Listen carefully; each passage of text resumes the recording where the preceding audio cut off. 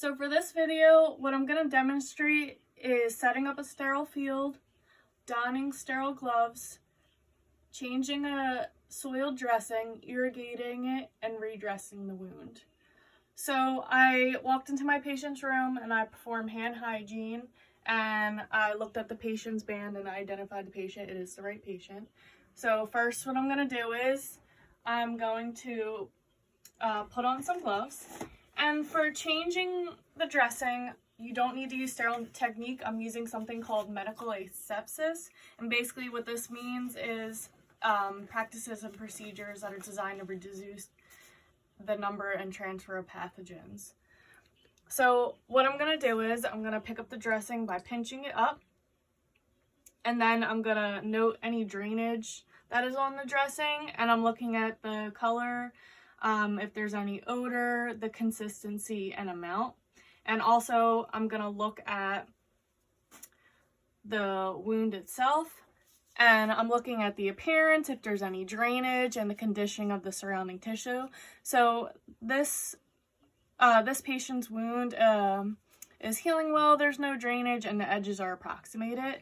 And then finally what I'm going to do is I'm going to measure the wound.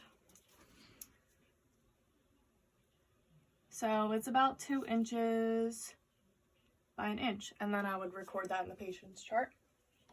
So now I'm going to take off my gloves and perform hand hygiene, and then I'm going to start by setting up my field. And this is called surgical asepsis, and this is a sterile technique, and it's the practices and procedures that render and keep objects free from microorganisms. So first what I'm going to do is I made sure that my table is within working height, waist level, it's reachable, it's clean. I perform hand hygiene. I'm going to take my package right here, I'm going to open it up, and I'm going to place the water resistant side down. So this creates a sterile field, and nothing unsterile can touch this, so it can't touch anything contaminated or my clothes or my dirty hands. And next what I'm going to do is, before I put on my sterile gloves, I'm going to check my packages here and make sure they're intact and they're within the right date. And you don't want to place the package right onto your sterile field. You want to open it up and you want to drop it about 6 inches above. Like that. And then I'm going to do the same thing here with my syringe.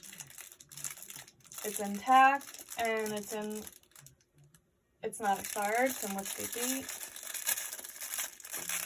So I'm going to open it and drop it on my sterile field. So now that I have my sterile field set up, I'm going to don my sterile gloves. So what you're going to do is you're going to open up the package and take out the gloves. So you want to make sure your gloves are cupped and down.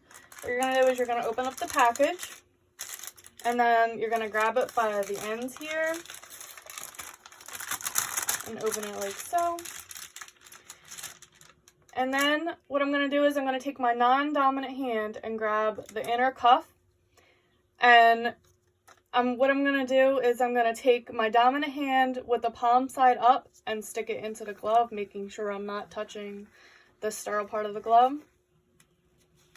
Then I'm going to take my dominant hand to cuff my non-dominant hand, and I'm going to take my 4 fingers and stick them under the sterile glove, making sure not to touch the cuff. And then with my non-dominant hand, I'm going to put it into the cuff, palm side up, and then just move the cuffs down. So now, to irrigate the wound, I'm going to take a sterile gauze here and just put it here to catch any excess moisture on the patient. And then I'm going to use my syringe, and starting from the top of the wound down, I'm going to irrigate it. And as I'm irrigating the wound, I'm going to move the syringe down with the wound. And I placed a pad under my patient to collect any excess moisture. So I'm starting from the top of the wound and working my way down. next what I'm gonna do is I'm gonna take another sterile gauze and I'm gonna dry around the wound, being careful not to hurt the patient and pull any stitches if they had any. Toss them. And then if the patient had any ordered medicines or topical ointments, I would put that on the wound with sterile Q-tips, but they don't have any ordered. So then I'm going to take the other sterile gauze and place it on top of the wound. And then I would take tape and I would tape around the wound, or the gauze that's covering the wound, and then I would take some tape with my initials, the date and time, and stick it on top of the gauze, so that way the next nurse coming in at shift change knows when the dressing was changed. Take off sterile gloves. What you're going to do is you're going to take your dominant hand and you're going to grab the outer cuff, making sure not to touch your skin, and you're going to take the glove off, folding it in at the same time,